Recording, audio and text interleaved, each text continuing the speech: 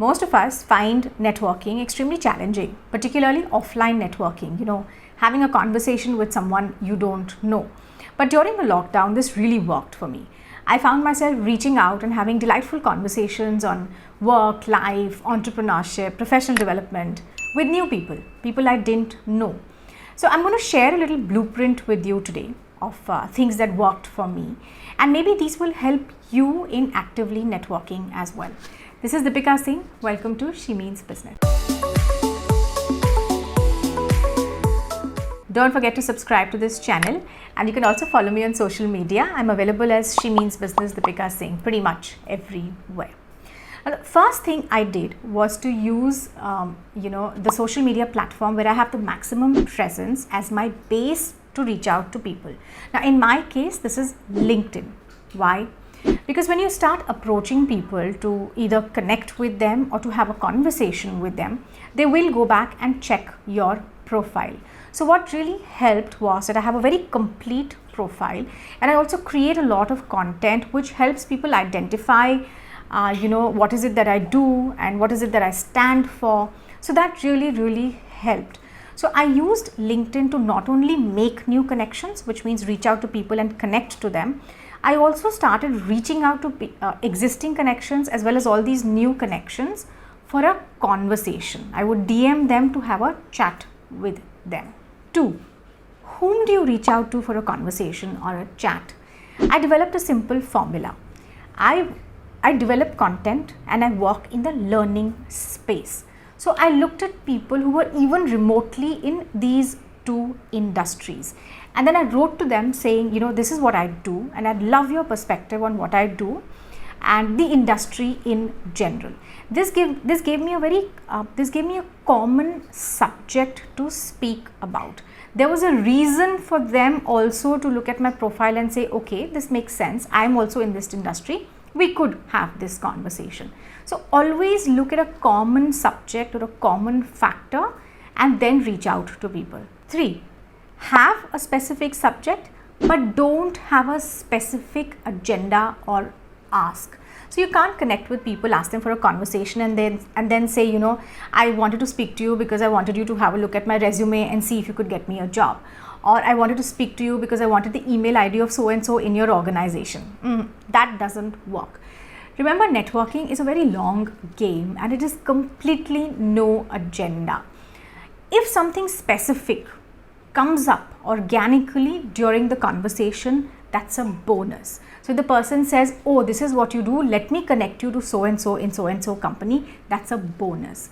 But the idea really is to just connect with people, have a conversation and then maintain a relationship with them, and that's really the purpose of networking. You never know when, how you would be able to help them or they would be able to help you, but that conversation, that appointment that you're seeking should not really have any specific agenda. 4.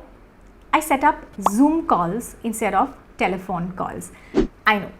I know that we're tired of Zoom calls, but it really helped.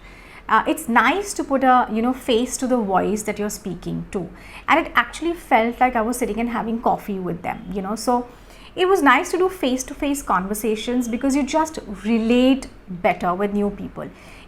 With a telephone call, it just seems that okay, now we've spoken and when can I end this?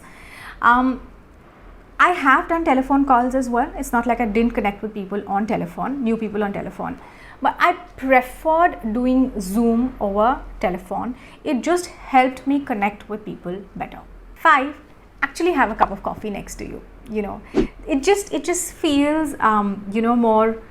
It's a happier occasion. You don't feel pressured. If you want to have tea, have tea. If you want to have a glass of juice, have juice. But set it up exactly like you would in any coffee shop meeting that you would set up with someone. I set it up exactly like that. The other thing that I do is that I always connect on the phone and I keep my phone slightly away, the way I have the phone right now while I'm shooting. I keep it away at the edge of my desk. That way it makes me feel that I'm actually sitting across the table with someone and having a conversation. So a cup of coffee and a phone at eye level at the edge of the desk always made me feel that I'm actually sitting down for a conversation with someone over coffee, and that really helped. 6. I entered into the conversation completely unbiased with an open mind, with only one agenda, which was to just get to know the other person better and also try and explain what is it that I do and find commonalities and find interesting things to speak about and speak about the industry in general. The whole idea was to have a great conversation and possibly learn something new during that conversation. That was my only sole agenda. And 7, follow it up with a message on WhatsApp, perhaps saying what a delight it was to speak with them. Connect with them later again on LinkedIn. Find out other social media channels that they may be present on and have a conversation or with them there, or just generally follow them there. But ensure that the conversation doesn't die. Now, this doesn't mean you have to stalk them, obviously not, but once in a while keep bringing that conversation back.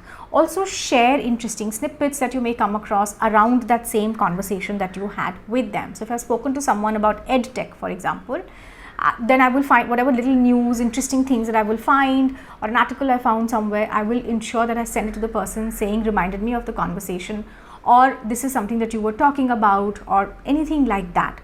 So that just helps build the relationship and take it forward. This really worked for me, so I want you to try this and see.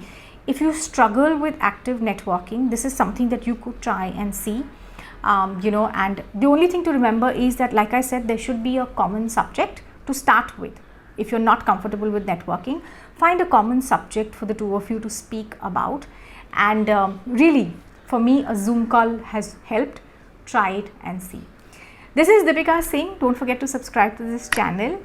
And till next time, bye-bye.